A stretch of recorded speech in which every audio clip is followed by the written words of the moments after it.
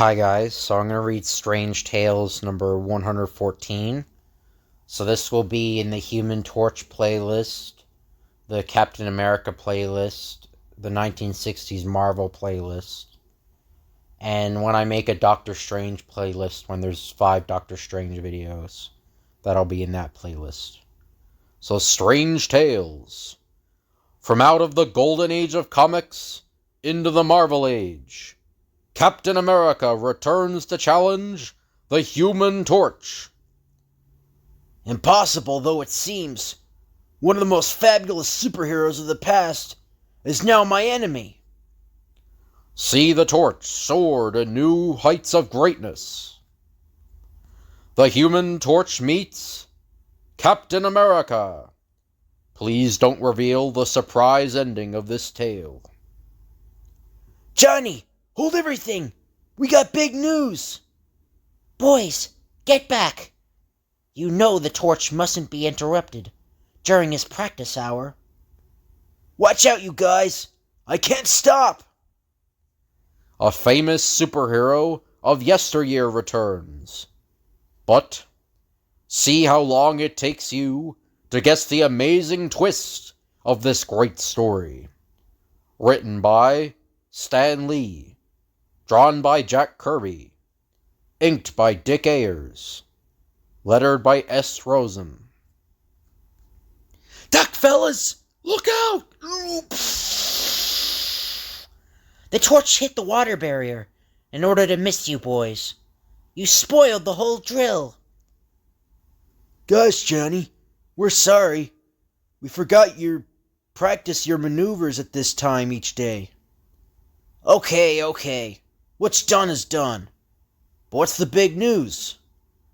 We knew you'd be interested. Do you remember Captain America? Sure.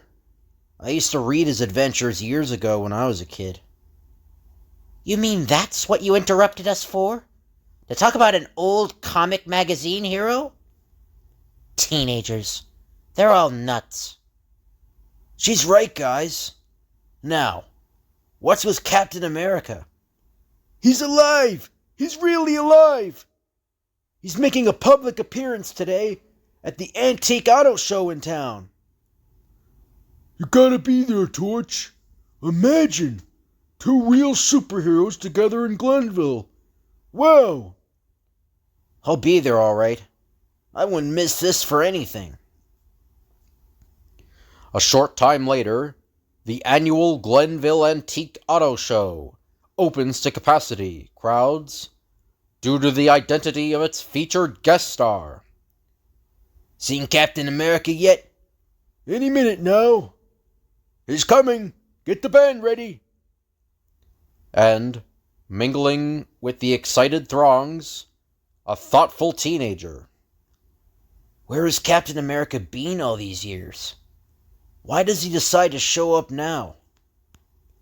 Suddenly, unexpectedly, 2 figures leap into a priceless antique racing car.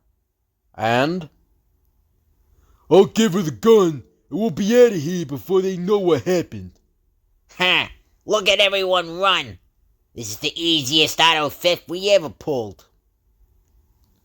But the self-satisfied car thieves might not feel so successful if they knew that the Human Torch was in the crowd. I'll stop them before they know what hit them. Flame on! Hey, we didn't figure on this. The Human Torch is after us. Don't waste your bullets. They'll melt before they can touch them. And then, at that moment, a powerfully built, handsome, red, white, and blue clad figure leaps down from the grandstand in front of the speeding torch. One side, Sonny. I'll handle this. Captain America!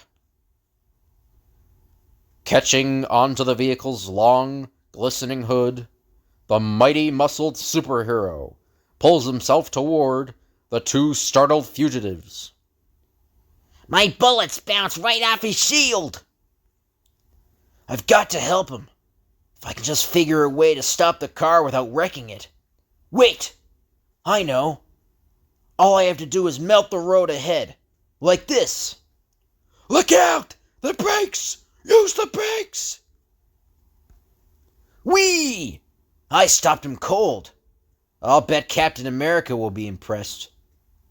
Beat it, you flaming freak! Look how messy you made everything! If I need any help, I'll ask for it. Huh? Too startled to reply, the torch hovers above, and then... I said beat it! I don't care who you are, chum. Nobody scoops mud up at the Human Torch. Here's some fireballs to chew on. Come on, now's our chance to get out of here while they're fighting. They're not fighting. The torch is too smart to get within grabbing range of a guy like Captain America. I'll leave you there to cool off, pal. If I get my hands on you... But before the car thieves can walk another 100 yards... Hold it, Buster. You're not going anywhere. The caps! We sunk! We can't let our guest of honor languish on the hood of a muddy car. Do something. Doesn't look as though we'll have to. Look who hopped on that crane after it dug the car out of the molten mud. Hooray for Captain America! No criminal is safe when he's around. He's the greatest thing to come to Glenville in years. Boy, they need me there like an outbreak of measles. I never saw anybody steal my thunder away like that costume clown. Later, as Johnny visits his girlfriend, Doris Evans... That Captain America's everyone hoodwinked. Hoodwinked? Johnny Storm, you're just jealous of him. And it says, Captain America noses out Human Torch in trapping thugs. Captain America to be feted. He's my idea of a real man. Handsome, modest, strong. I wonder who he really is. For the love of Pete, Doris. You're always telling me you wish I weren't a superhero. And now you drool over him? What gives with you? He's different. A girl could go for him. He doesn't burst into flame at the drop of a hat. What do you want me to do? Stop being the Human Torch? Of all the aggravating, nutty, irritating females I know. Johnny, I've warned you to control your temper. Now look what you've done. My flames made the soda bottle steam open. Don't worry, I'll spill it in the sink. Oh, Mother's new linoleum. You menace! Get out of here before you accidentally burn the house down. If only I could learn to control my temper with her. Hello? Hello? Send some new linoleum over right away. Well, my girl is mad at me again, and everyone else has lost interest in me. The Human Torch has become yesterday's news, thanks to Captain America. But I still wish I knew where he came from. Why he waited so many years to show up again. Perhaps if we turn our attention once more to the dramatic, almost legendary figure in question, we too may learn a bit more about him. I'm almost there. Just one more rooftop to cross. And who can cross it better than I? Now to grab that flagpole below. And then... Hello, boys! Look, it's him! It's about time. What took you so long? No time for questions and answers now. Just stand back as I spill this corrosive acid on your cell bars. It worked! The bars are eating away. Now, do as I tell you, and don't make one mistake. That's it! Climb right over me. We'll be safely on the roof in minutes. I bet no one's ever busted out of jail like this before. This Ferrari will race almost anything on wheels. So get going. And remember, be sure you're seen. I want as many cops as possible chasing you. So far, so good. Now for phase 2 of my plan. I'll make sure that nobody ever forgets the day that Captain America returned. Minutes later, angry at Doris, at Captain America, and at himself as well, the Human Torch blazes back to Glenville, where he sees Flamin' fireballs! Looks like the whole police department is racing out of town. What's up, fellas? Look, it's the Torch! those 2 thieves who tried to steal an antique car at the show have broken out of jail. We're trying to catch them, but they're driving the fastest car we ever... Hey, wait! I get the picture, men. Follow my flame trail. I'll catch 'em for you. Streaking through the air like a blazing meteor, at pursuit speed, the Torch soon overtakes his quarry. This is just what I needed. Something to do. To keep me busy so that I'll stop thinking about the way Captain America stole the spotlight from me. It's the Torch again. What do we do now? Worry, what else? They're trying to race around that horseshoe bend in the road. Well, one sweep of my flaming scythe will change their little plans. Bullseye! Don't look so scared, pal. You have a nice, soft, cozy lake below to break your fall. You meddling punk! Why can't you mind your own blasted business? Jump! Maybe we can still get away from them. Stay in the water. Oh, stay in the water. This is one place where he can't come after us. Boy, are you living in a fool's paradise. Huh? What are you gonna do now? I don't want you 2 delicate characters to catch cold, so I'll heat the water up for you. Not enough to harm you, but it may just be a trifle uncomfortable. Yow! It's like swimming in a steam bath. It's cooler down here, but I gotta come up for air. Okay, you win. We give up. Just turn off the heat, Torch. Your wish is my command. Oh, even a jail cell will be better than this. Now, before the police arrive, I think you 2 canaries have a little singing to do. Sure, we'll talk. The whole thing was played by Captain America. He wanted us to be decoys, to get the police out of Glenville, so that he could stay behind and rob the bank. He's probably doing it right now. Seconds later, Bah, a guy like the Torch could make crime go out of style. Maybe so, but I got a hunch Captain America will hand him his first big defeat. Where to now, Torch? the Glenville Bank. I'll give you a report when you get back to town. At that moment, in the main vault of the Glenville Bank, So far, everything's going like a charm.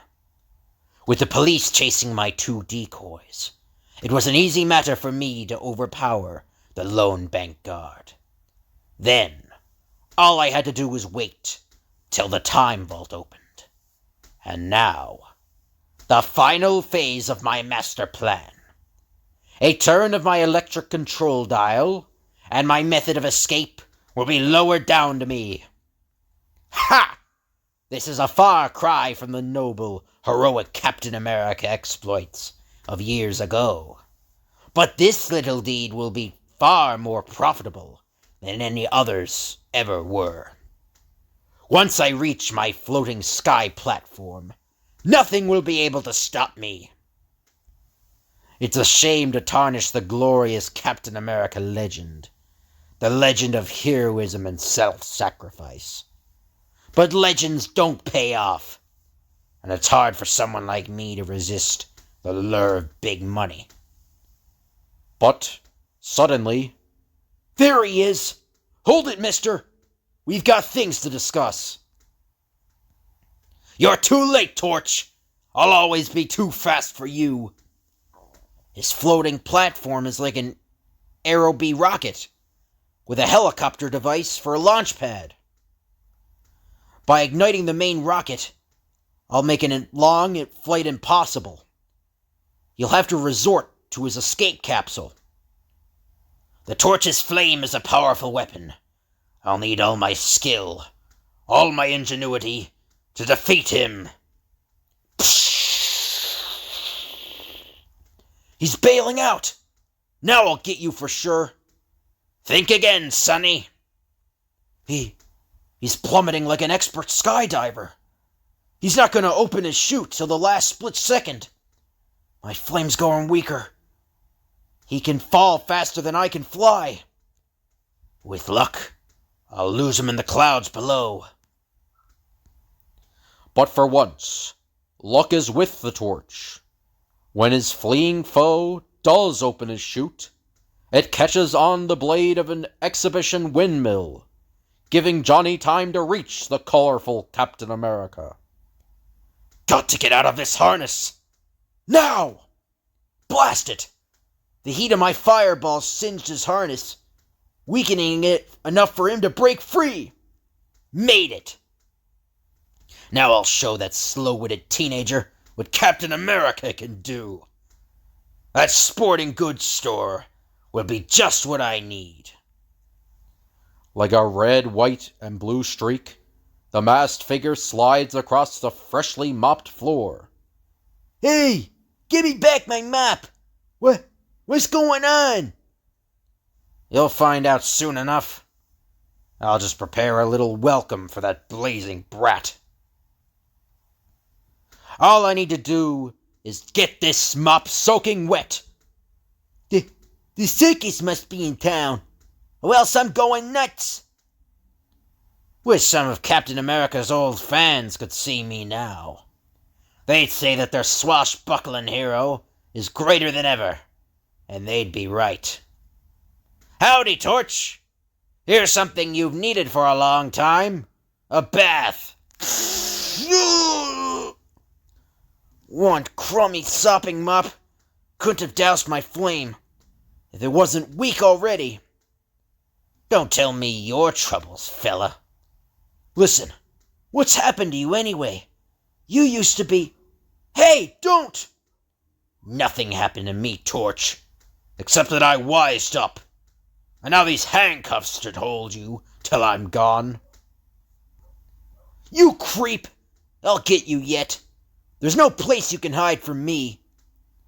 Why should I hide from you? If you're dumb enough to keep chasing me, I'll polish you off for keeps. Don't forget who I am, squirt.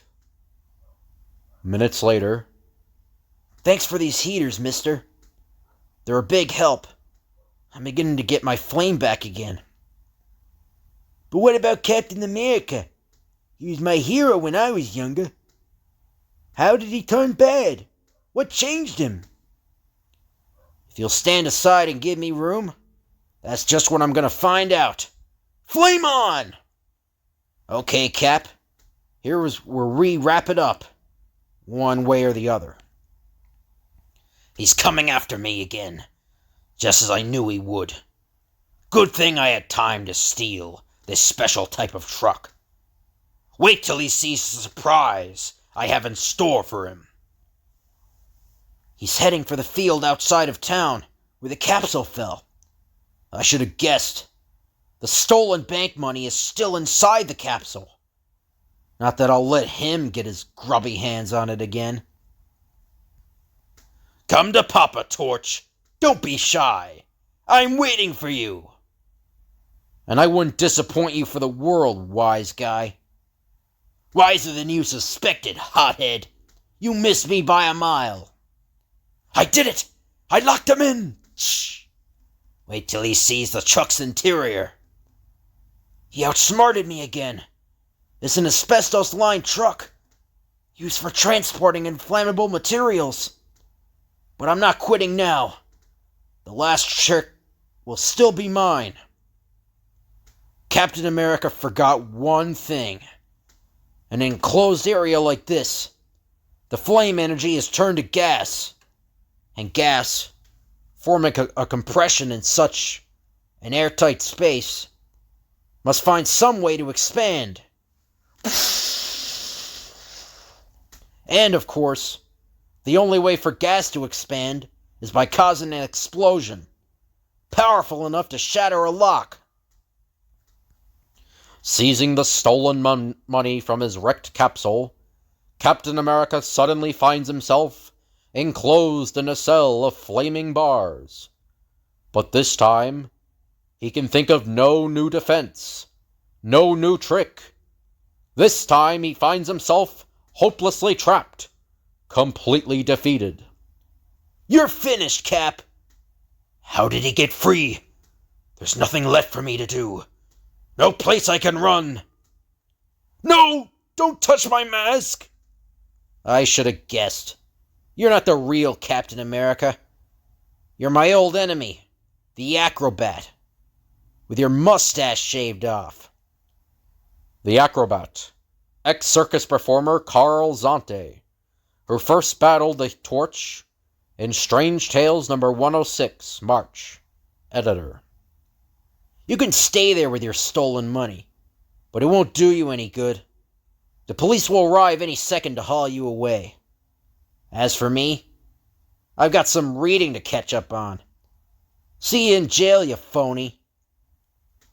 Reaching his home, Johnny pores through his prized collection of old comic mags until... Here it is. One of the earliest Captain America mags. Boy, I sure dug this guy the most. I remember how he used to secretly change from Army Private Steve Rogers to the great CA. Wonder whatever did become of him. Is he still alive? Will he ever return? I'd sure like to know.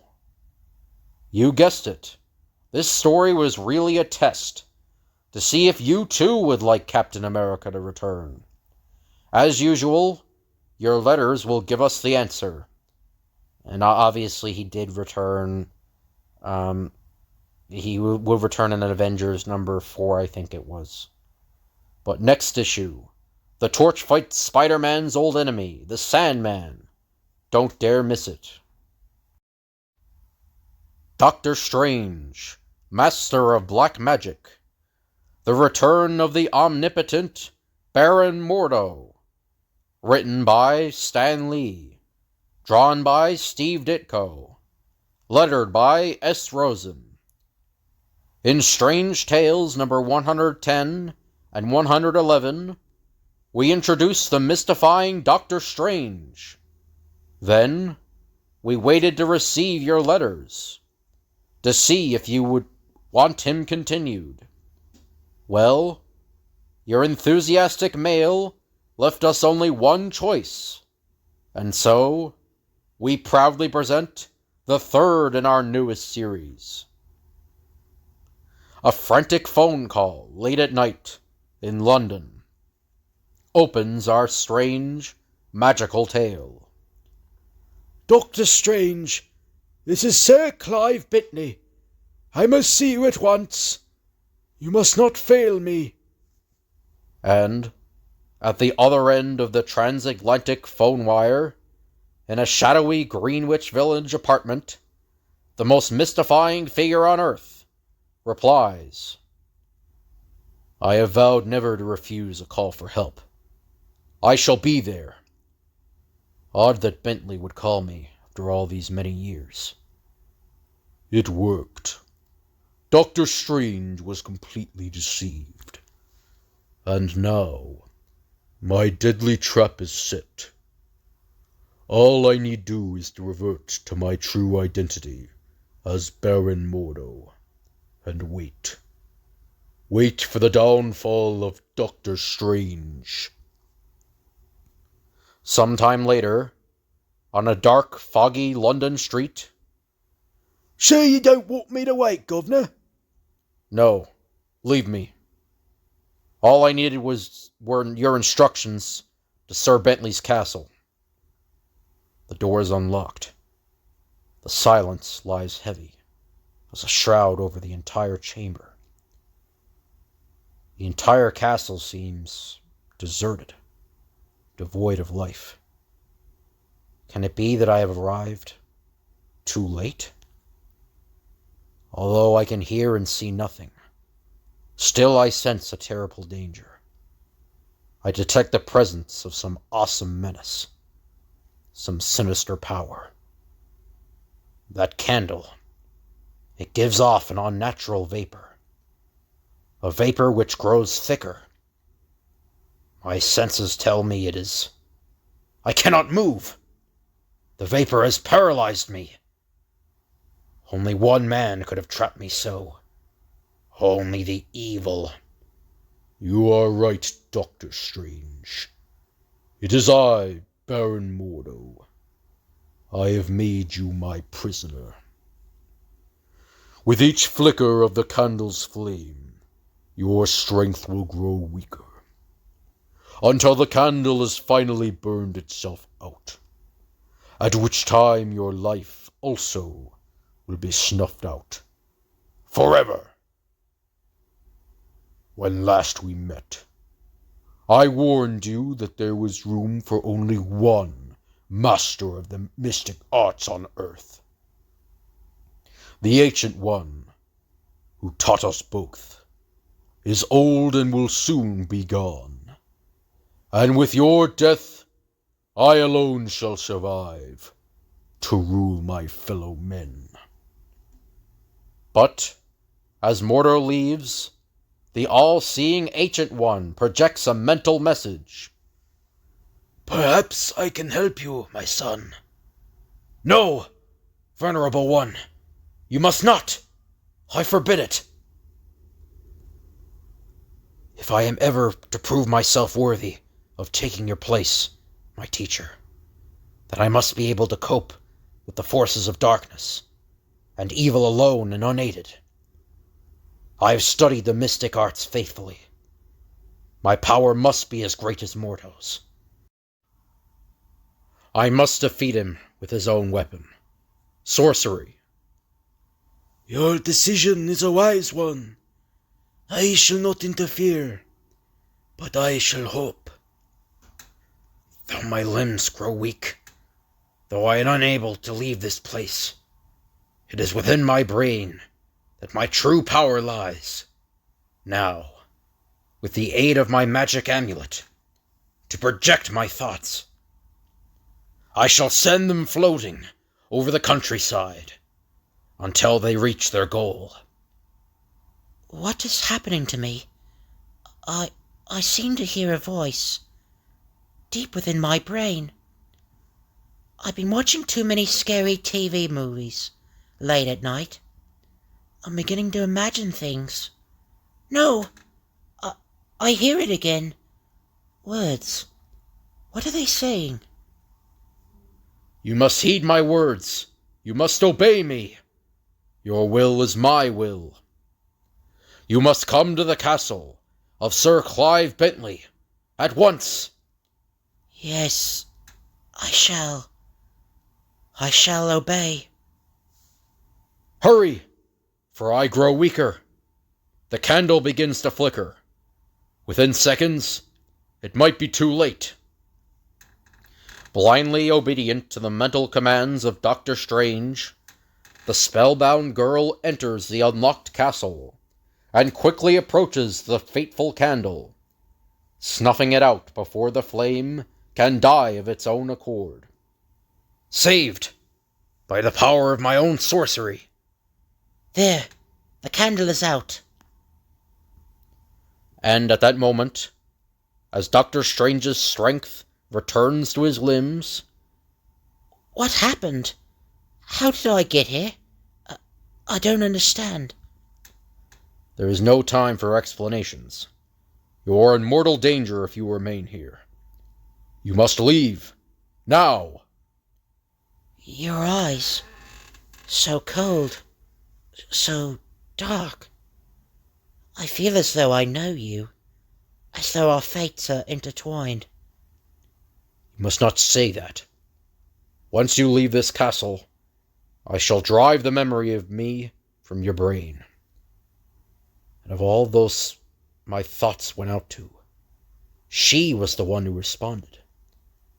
It means she, too, has a dormant talent for sorcery. But it is best, for her sake, that she never realizes it. I am Victoria Bentley, daughter of Lord Bentley, who died here 10 years ago. I have not been inside this castle since then. Why am I here now? Bentley. Dead. Then Mordo is more powerful than I dreamed. For I did not sense I was talking to an impostor. Why have you grown so silent?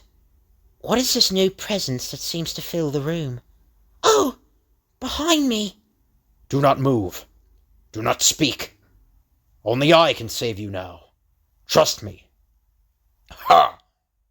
I return to gloat over your lifeless form. And instead I find that you have survived my trap. But not for long, Strange. Not for long.